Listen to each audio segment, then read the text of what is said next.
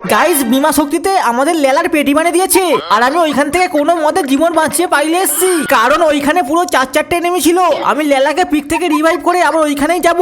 তার আগে এইখানে একবার চোখ বুইলে দেখে নেই কটা এনিমি আছে। কে এলো করেছে, এখানে তো পুরো 4-4টে এনিমি আছে। সালা যেখানেই বাঘের ভয় সেখানেই সন্ধ্যা হয়। ভয়তে মনে হয় আমার হাতটা হালকা করে কাঁপাকাঁপি করছে।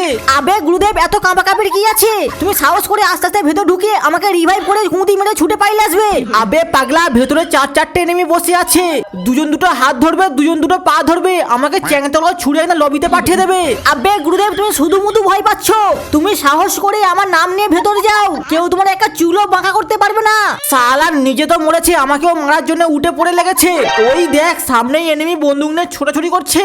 গুরুদেব, ও পাইলে গেছে, তাড়াতাড়ি আমাকে গিয়ে রিভাইভ করো। আবে কানা বেগুন, ও পালাইনে, ও ওইখানেই লুকিয়ে আছে। আবে কেবে ওইখান থেকে উঁকি মারছিস? কে এলো করেছে, তোমাকে দেখে ফেলেছে। যা হয় হবে, হামলা করে দেই।